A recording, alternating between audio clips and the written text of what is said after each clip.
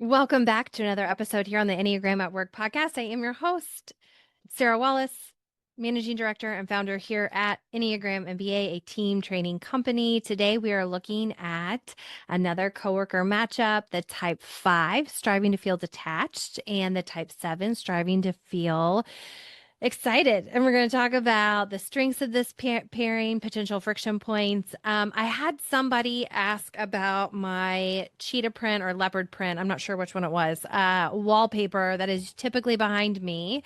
And if you are listening to this, you won't notice. But if you happen to be watching, I actually moved my office out to my sunroom for the summer.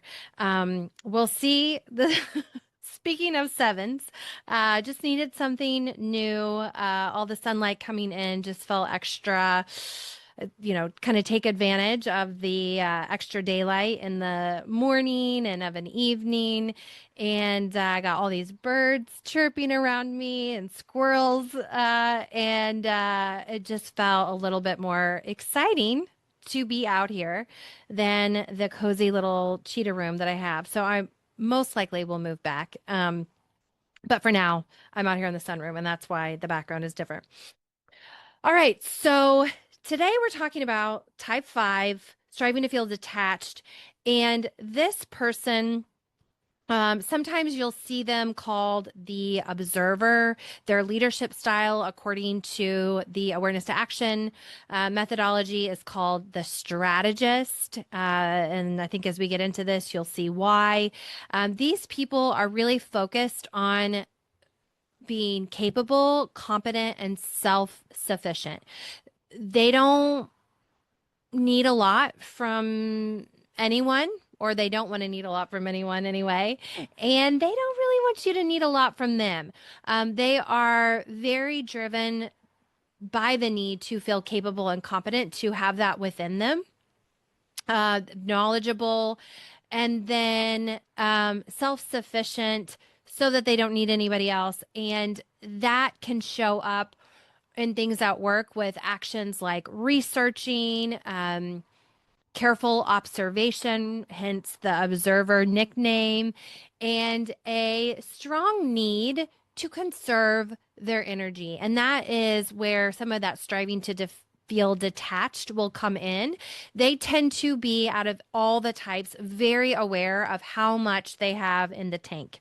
And so we always say with our type 5s, they want to be invited most of the time, want to be invited to happy hour, but most of the time they're probably not going to go because they're done for the day. They know, hey, I'm not going to push it. I need to go home. I need to recharge. And we're going to come back to that because that is one of the differences between the 5 and the 7, how they recharge. Um, but it doesn't mean they cannot be a great team member. They absolutely can, but a lot of times it's like, let's break up what we need to do. Everybody work on their own thing. I'm going to take mine. I'm going to get into deep focus. I'm going to get into a place of kind of flow. And I don't really want to be bothered with group chat jokes. I might take myself off the funny meme group chat. Probably if I can avoid it, not going to be connecting throughout the day during Slack. And if I have to, it might annoy me a little bit.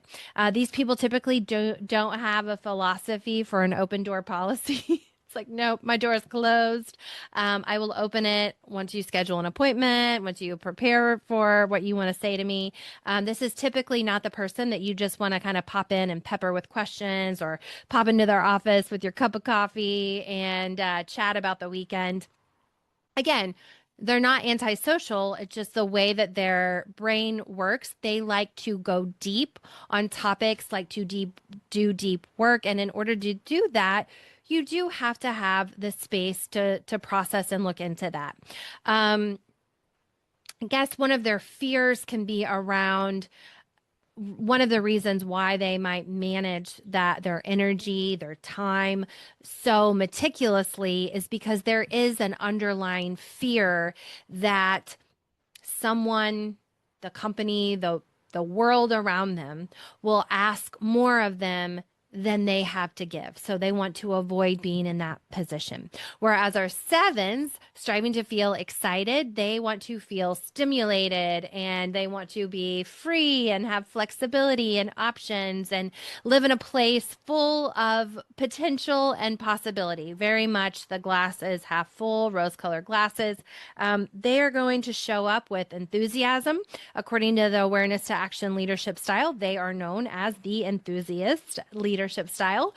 They have very quick brainstorming, ideation, and they will pull away, run away, get away from anything that feels, especially feelings that can feel uncomfortable, painful, limiting, or slow. So there is a little bit of overlap right there, even with the type 5 who also doesn't want to get entangled into emotional drama. Their philosophy is kind of show me the data, don't give me the drama.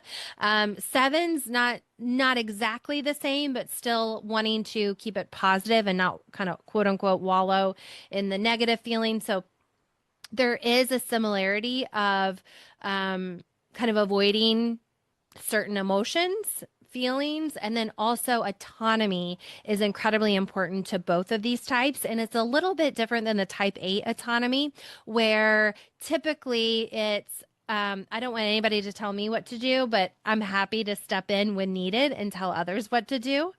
Typically, that it's just they have natural leadership abilities as a type 8. Whereas both the 5 and the 7, they have a tendency to, hey, I don't want anybody to tell me what to do necessarily. And then I also don't want to have to tell anybody else what to do and be responsible for somebody else.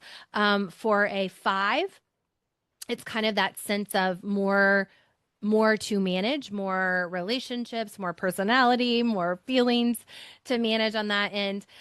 So there are some things that they have in common. These two don't get confused too often. Am I this type or am I that type? But it does happen, and that is one of the reasons why. Sevens can have a reputation for being flaky, but really and maybe it might be. I think when it's dialed in or when it's better understood, it is just they truly have um, they truly have a desire. It is incredibly exciting, feels genuinely energizing to think about what's next, to focus on what else could we do? What are the possibilities? What could go right? What's around the corner? And then for them, one of their core fears is being trapped in some of those negative feelings or being deprived of options and possibilities, and also it can be scary to a 7 to slow down long enough to feel those things.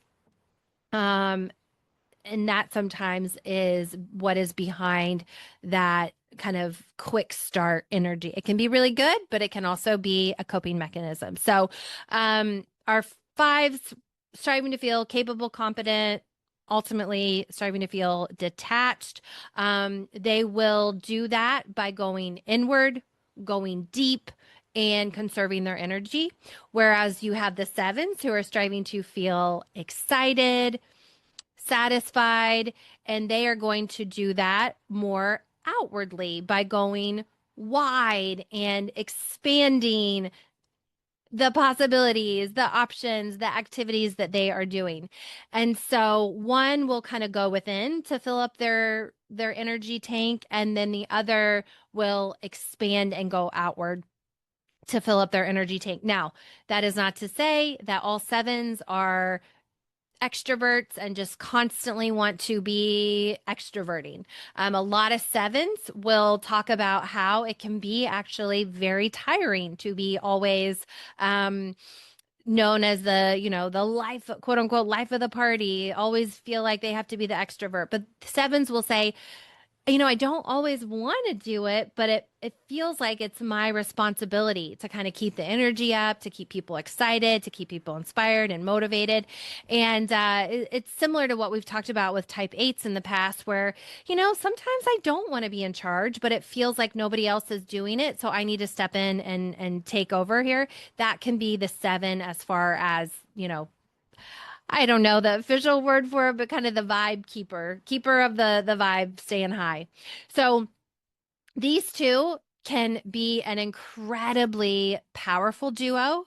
And then there can be some incredibly frustrating friction that happens. And we're going to talk about some things so that if you are one of these two types or you are managing these two types, you have an idea of what might be going on underneath the surface of what might be regular butting of the heads, and then how to maybe tweak a few things specifically around your perspective, how you might think about the story that we are telling ourselves about the other person, so that we can appreciate them more, we can understand them more, and ideally work better together for productivity purposes, for success purposes, but also to make work that much more enjoyable and ideally less stressful. So, we're going to talk about the strengths, potential friction points. We're going to look at what it might look like if your boss is a type 5 leading a 7. We're going to do the inverse of that if your boss is a 7 leading a 5. Just kind of peer-to-peer matchup, and then a couple of things to think about for growth, specifically working with each other for both of these types. So with that, let's start off with the positives, looking at the strengths of this duo. Okay, let me get my notes up here. Okay, so we have, and I already kind of alluded to this a little bit, we have the type 5 who is focused on depth, and then we have the type 7 who is more interested in going wide. Together, they can be such a incredible duo because they're kind of covering it all when they're teaming up. The 5 might catch what the 7 skips over with that wide net that they're casting, and then the 7 might be able to open some new doors, share some new possibilities that the 5 would have never thought of, or doors that they never would have imagined knocking on. So they can be really helpful to each other in that way.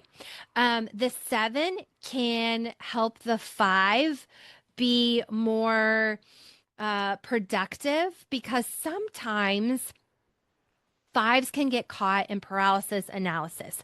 That is one of the opportunities for growth for our 5s that they have to watch out for. It's that deep look into things, the depth that they go, the how much they get into a topic can be such an incredible strength. You really know that they have done their research when they come to you with an idea or a proposal.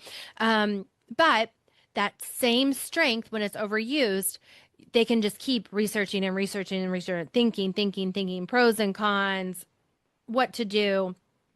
And this is different than what we talked about with last week with the type 9s, who might struggle at some points with slowing things down because they want to build a consensus. They want to hear from everybody, make sure everybody feels seen and heard. 5s, most of the time, they're wanting to slow down and process, but internally and usually just by themselves. So they can get stuck in that mode, but the 7's excitement for a new idea, their enthusiasm, kind of that quick start energy can really draw a 5 out of their shell and maybe get them excited as well, kind of create some momentum that gets ideas and research off the ground and into the real world. Then on the flip side, we have the 7's who sometimes will just kind of skip over things. And when they're working with a 5, they can tap into the 5 strengths of being rigorous, of being a little bit more thoughtful when it comes to decision making, when it comes to planning, even when it comes to communicating. So typically a 7 is going to generate ideas really fast, and they're going to commit they're going to have that commitment come a little slower.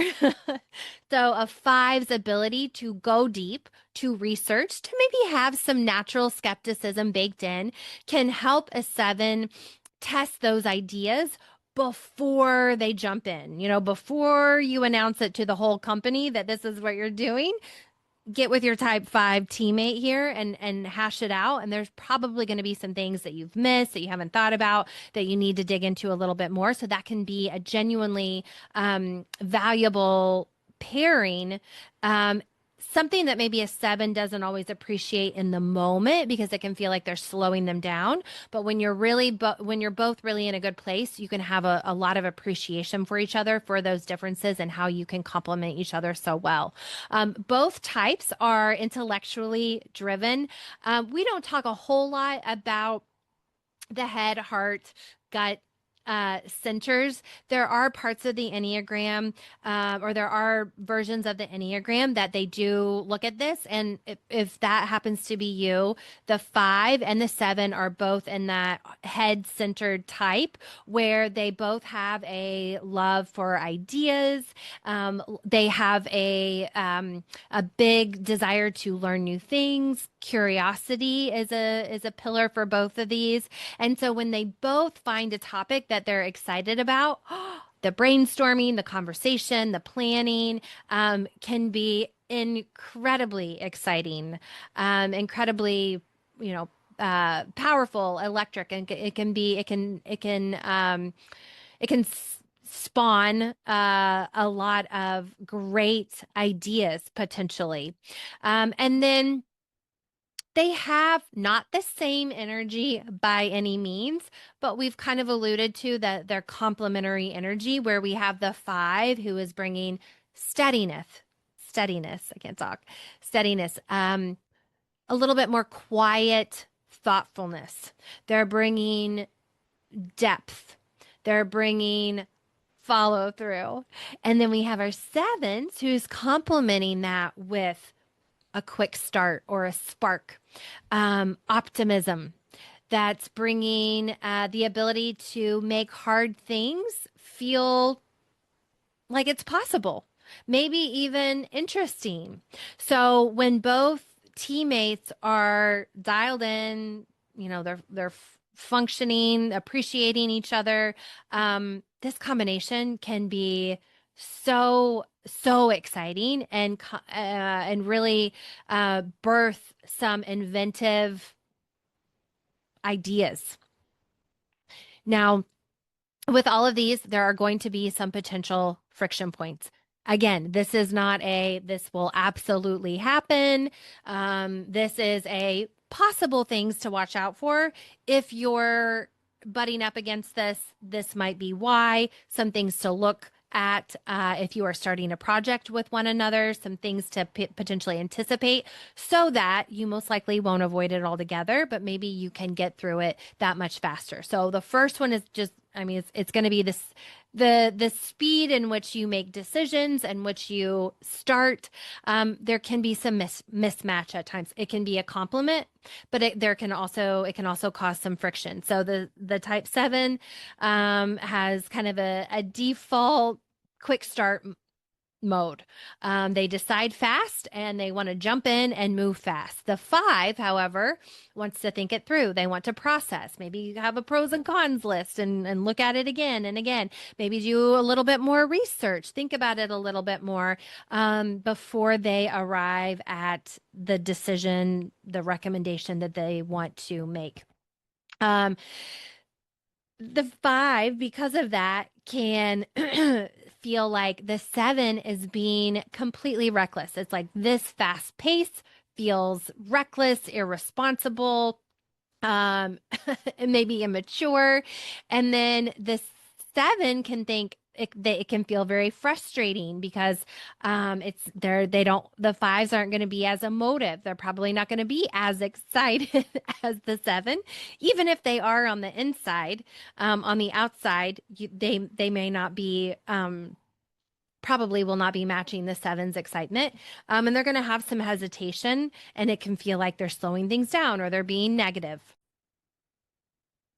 And then another potential point of friction is going to be this kind of idea of depth versus novelty. The 5 is going to want to fully understand, comprehend whatever it is they're focused on, typically one thing, where the 7 kind of has a tendency to want to know about everything, kind of want to touch it all. And so this might look like in the workplace, a 7 keeps introducing new ideas before the 5 has even finished with the last one. So the 5 might start to lose trust in the 7's ability to actually be able to execute. And then all of those, what at one point seemed like exciting, inspiring ideas, don't feel like they will ever happen. And that can be incredibly discouraging to a type 5. There are going to be some potential friction points around energy levels and presence. And so the 5s are very selective about their energy. They kind of gatekeep. Whenever we talk about growth opportunities, sometimes I'll talk about how a type 2 can really learn from the type 5's ability to set usually really healthy boundaries, whereas a type 2 is always wanting to say kind of yes, yes, yes, I'm going to put on everyone else's oxygen mask before mine. Whereas a 5 is just, they're going to be a little bit more, what is the word? A little bit more thoughtful, maybe even rigid about where they put their energy and who they give their energy to. Where 7s have a tendency to pour their energy all out. I'm not thinking about it. I'm not thinking about measuring it. I'm not thinking about saving it. It's like in this moment, I am, as a 7, sharing my energy. I don't have a lot of, I'm not necessarily thinking about who deserves my energy or how much energy I have to give to certain people or certain topics. And so, um, that can be a little draining for the type 5 working with the type 7. It can feel a little overwhelming for somebody who needs to think things through, typically more slowly, typically more quietly, and usually by themselves. So the 5, though, when they get overwhelmed, they might withdraw, and that withdrawing can feel like rejection to a type 7 who has just shared this really exciting idea or conversation. And so there could be some friction around that dynamic.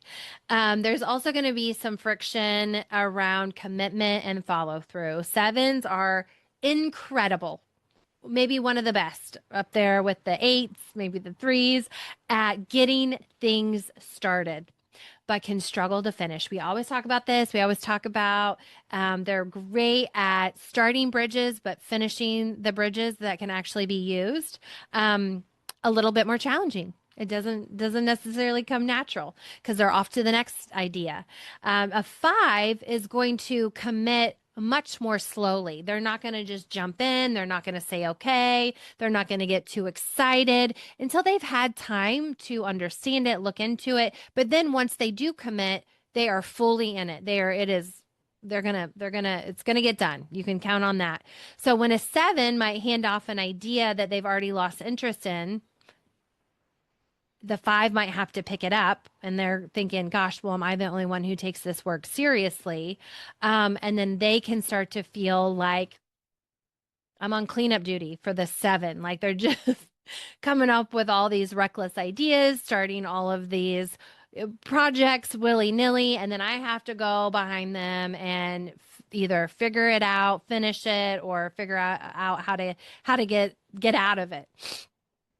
And then the last one that I have here is they both, I talked about this at the beginning, they both have a tendency to avoid difficult situations, but kind of from different directions. So both types in their own way have a tendency, again, we're talking stereotypes right here. A lot of fives, a lot of sevens have been to therapy, have had a lot of self-awareness, professional development work, and this is no longer a struggle for them. So just be careful about thinking, oh, all sevens and fives are this way.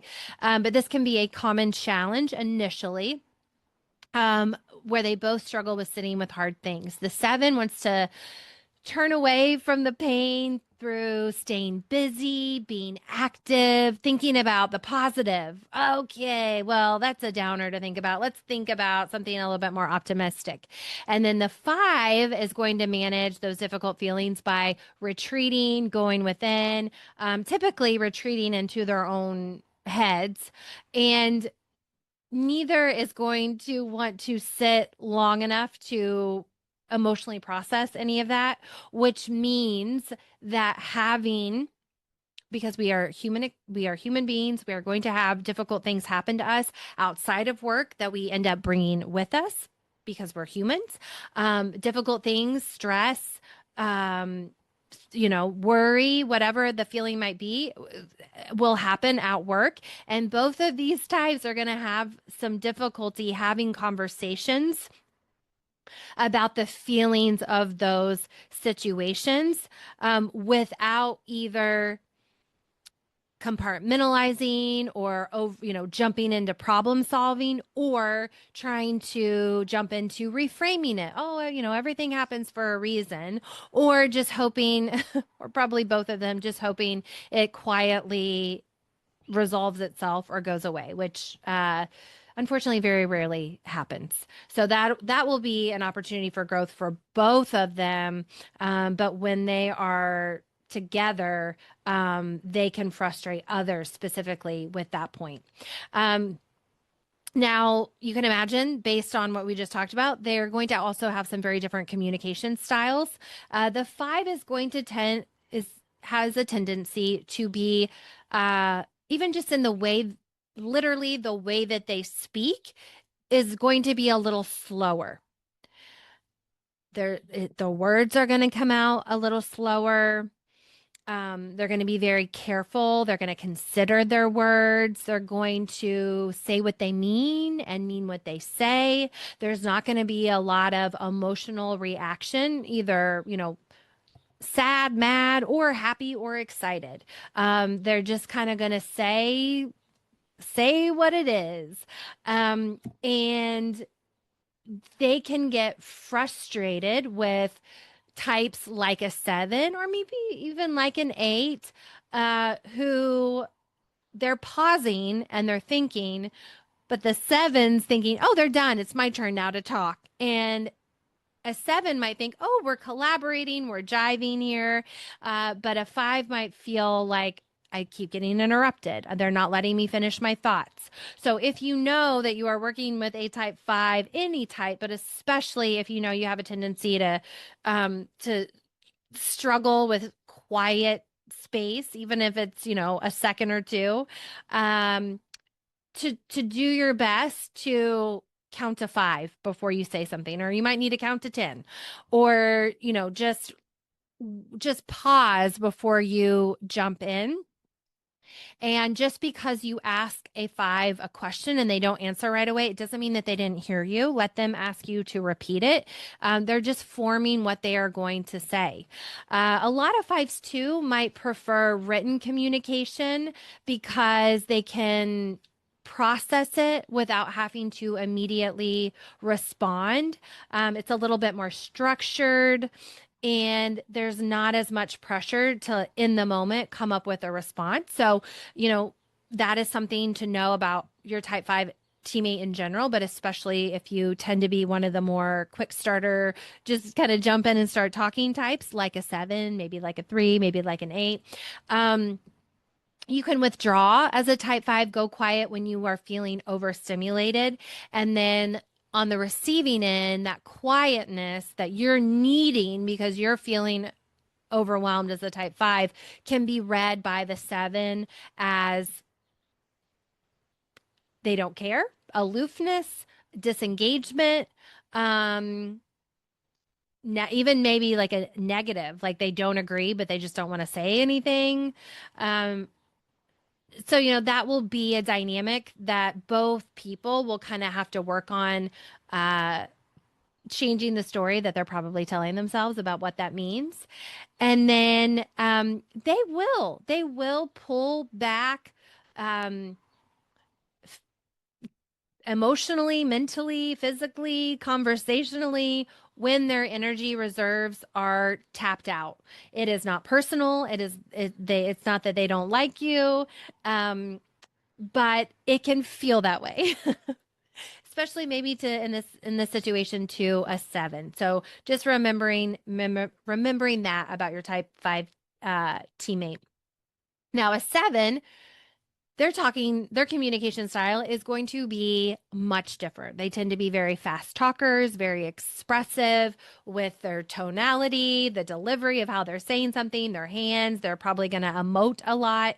One idea leads to another idea and leads to another idea, leads to 6 more ideas. They prefer I don't know if they prefer, they love a good brainstorming session where you're just kind of riffing off one another. That's where that, like, somebody might see it as interrupting, but to a 7, it feels like, oh, we're riffing off each other. We're collaborating over here, coming up with ideas.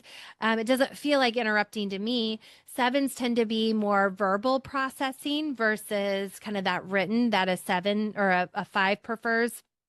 They like to think out loud a lot of times, and they can struggle though to land on a clear kind of next step, a final point.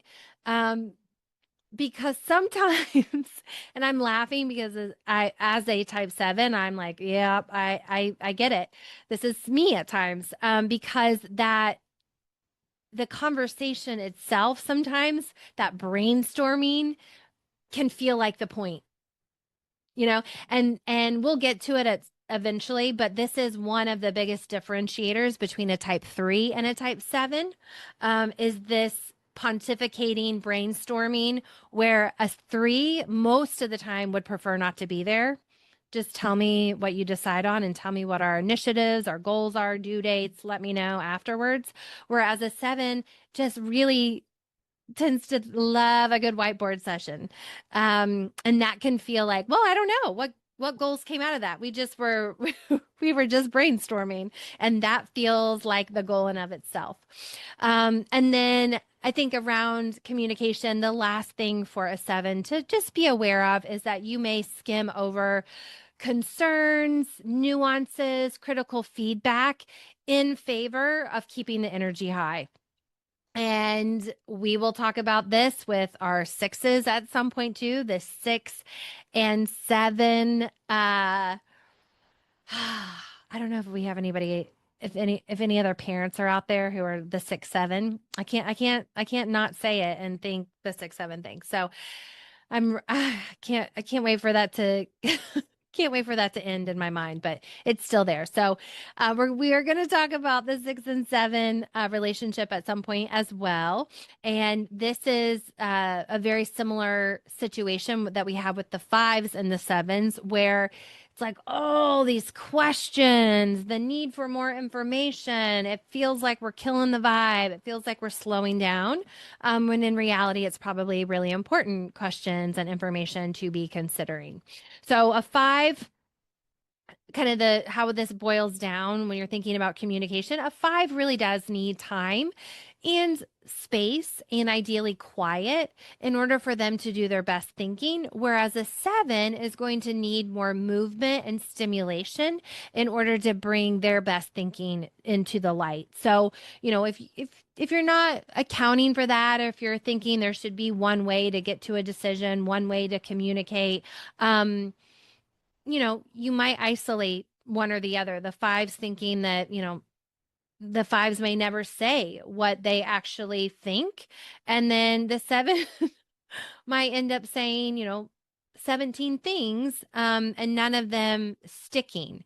So, as much as you can to help with this, give the 5 the agenda in advance. Let them know what's going to be expected of them, if they're going to be expected to participate, what topics are going to be introduced, and then give the 7 maybe, a partner, a thinking partner, a brainstorm partner who can kind of keep up.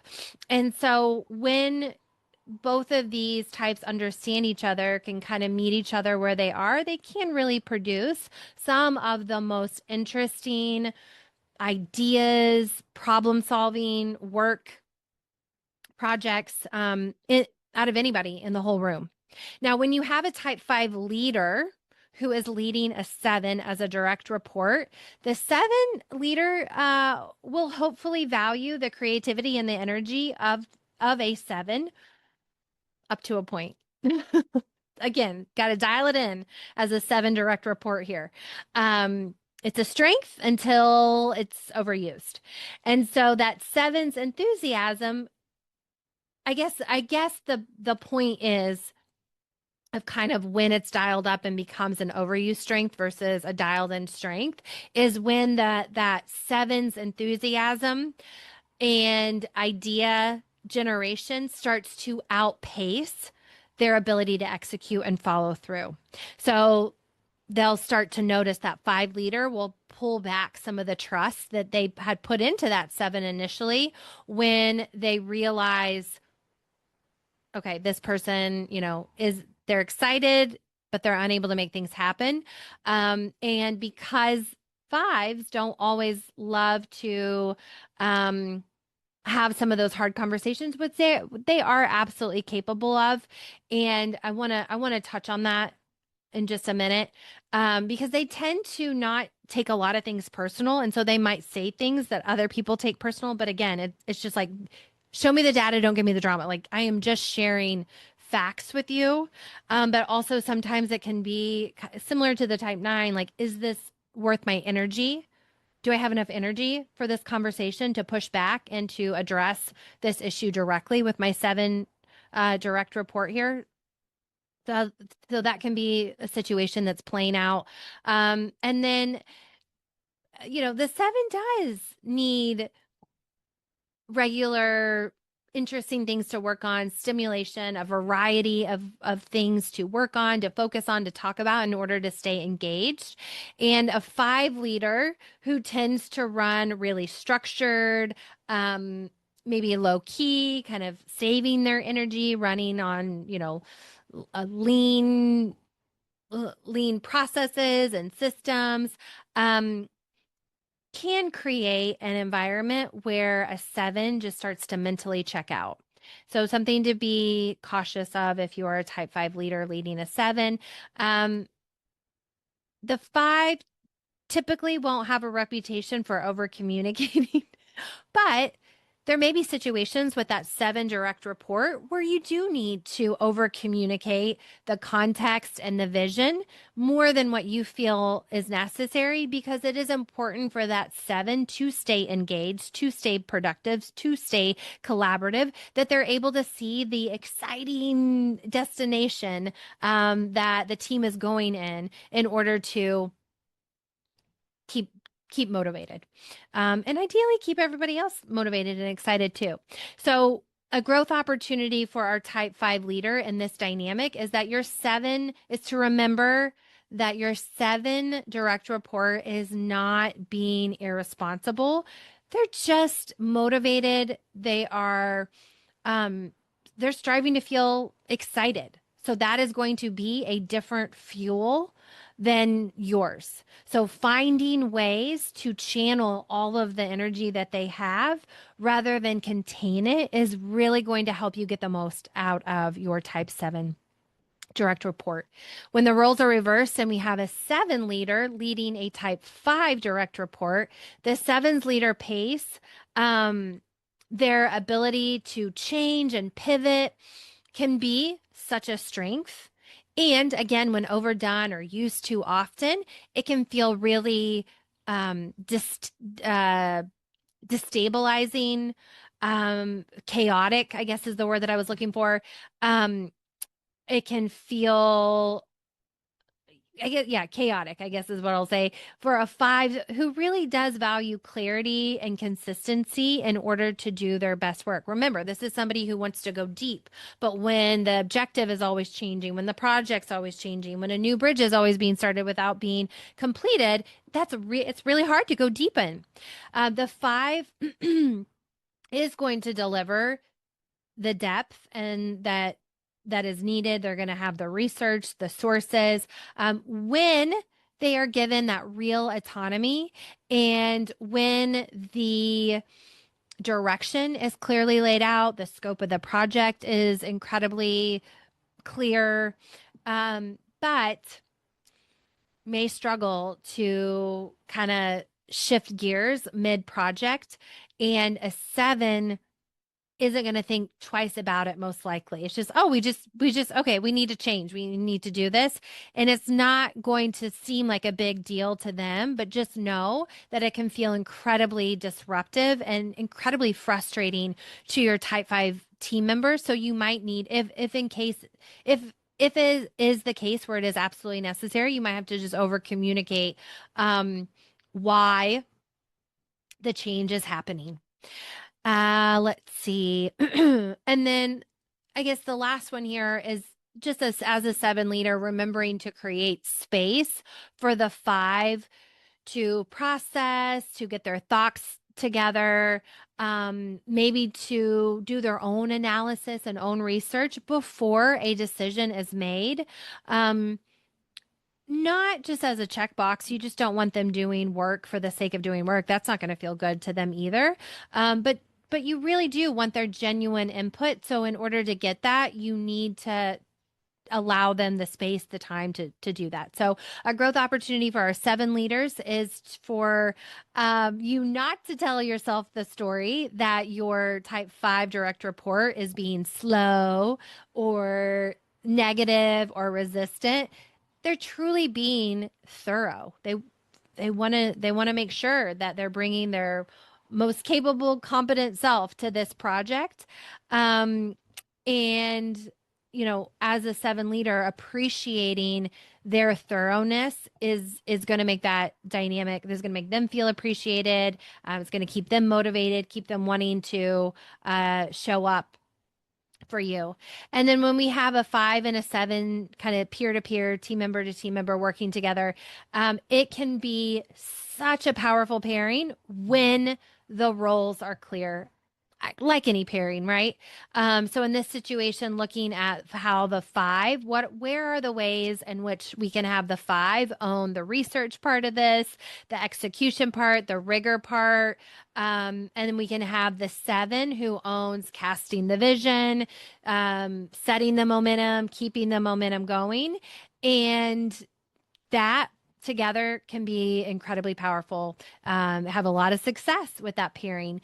The seven will need to fight their urge to reframe or redirect when the five is still in the middle of making a point. We talked about how incredibly frustrating it is to be interrupted. So be cautious of that as a type 7 team member to allow them to finish saying what they want to say before you jump in and take it and make it your own and take it somewhere maybe they didn't intend for it to go. And then a five can get along better with their type 7 teammate by remembering to share their thinking, that brainstorming before it's fully finished. And that is going to help your type 7 teammates stay engaged with you before they feel like, okay, I'm moving on to the next thing. The more you can share, the more that they're going to kind of keep coming back, talking before they're ready to move on to the next thing.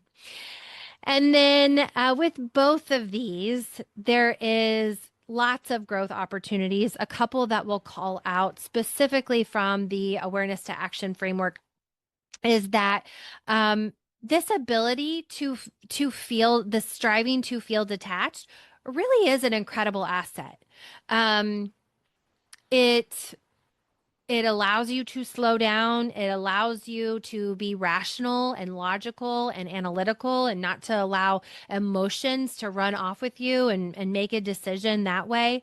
So it really is such an asset, that desire to feel capable, confident, self-sufficient, until it becomes justification for the five to stay inside their own head, to keep thinking, thinking, thinking. And this is where the one and the five will have some overlap, because there is this idea of, I want to get it perfect. I want to get it right. I want to research more before it's ready. I want to look into it more. I want to think about it more. And so the growth opportunity for which never happens, right? It never becomes perfect. We could always use more time thinking about it. And so the growth opportunity for our fives will just be understanding, okay, what is my threshold? Like, when do I know that I've enough research is enough research? What are situations? Who are people that feel safe where I can practice bringing half thought about ideas to the table instead of waiting until it is 1000% researched and I feel like it is perfect and I am 100% certain about it. The seven is not going to judge you for that rough draft. They're going to they're probably going to love it. They're probably going to run with it. They're going to go with it. And that excitement about that half-baked idea might be exactly what you need to continue bringing this idea or this work to life. And then the seven's growth opportunity is that striving to feel excited and satisfied, such a strength because it can be genuinely contagious, right? People are around you, they end up getting really excited, until it's not, until it's overused, until that same energy starts to burn through ideas and people faster than you can keep up with. So just remember that depth is not a bad thing. Depth is not an excitement killer. It can be exciting to go deep. Might be a reframe of a story that a seven needs to tell themselves. It's kind of what makes the exciting things mean something when you can go deep. So a practice for the type seven is to see what might happen when you stay with one thing long enough to really know it, to really understand it, to feel like, hey, I'm an expert at this, rather than always feeling like you need that novelty and wide net. And the five sitting across from you has probably done the work. They're going to appreciate that you too have done the work. They're going to respect you more. They're going to maybe like you more. They're going to enjoy working with you more when it feels like, okay, I've done my homework and I get a sense that you have also done your homework. So together, this pairing really does have something unique, and that we have kind of the full spectrum from depth to a big vision. We kind of have that zoomed in, focused depth, and then the zoomed out big vision of what is possible, what the potential is out there. And that can be such a powerful duo. But only when the type five is willing to come out of their head a little bit, meet the seven with some energy, with some openness, with those sharing half-baked ideas. And when the seven is willing to stay with a topic a little bit longer, stay in the room a little bit longer, to really understand the five, to understand the topic, there's going to be that mutual respect.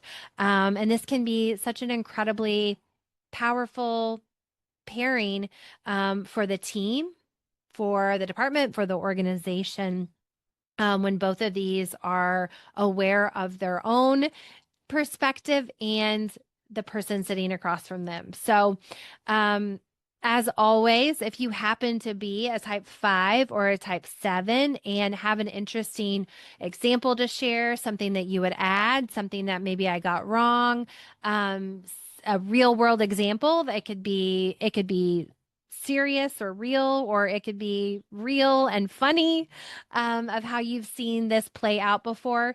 I did an episode, gosh, I think it was almost a year and a half ago now, when we did our rebrand here at Enneagram MBA. And it was interesting because as a type 7, the team that I worked with was a 5 and a 1. So we really balanced each other out nicely. And there's a podcast interview that we did with the three of us, and I shared a story about there were some things I didn't love with the initial designs, or but I hated to say something, I hated to say like, oh, I don't love this. Here's what I don't like about this. Here's what I would like to see different. That was hard to say. And I was kind of doing this indirect sandwich method that we talk about sometimes with the 2s, the 9s, the 7s can do it at times as well. And finally, we kind of got to a place where I was like, don't love this, would rather see this. And the 5 on the other end was like, cool, I'll change it. He wasn't taking it personal. And when I realized his reaction was that, it felt incredibly safe. And I felt actually encouraged that he wanted to know my real thoughts. He did not get emotionally one way or the other. It was just kind of, it is what it is. You're not hurting my feelings. This is what I'm presenting to you. Let me know what you think. I'm not gonna put a story behind it and take it personal. And so that ended up being such a great working relationship. And when you're dialed in, when you start to understand each other, when you get more comfortable with each other, those things can those perspectives can really shift and make work more productive and ideally more fun and happier. So, said the type 7. So with that, please share over at enneagrammba.com/contact. And then these are the types of conversations, insights that we are doing through our Enneagram training, our Enneagram activities, our discussions. And I'm going to invite you to check out our workshop and programming options over at enneagrammba.com. And I look forward to seeing you in the next one. Thanks for being here.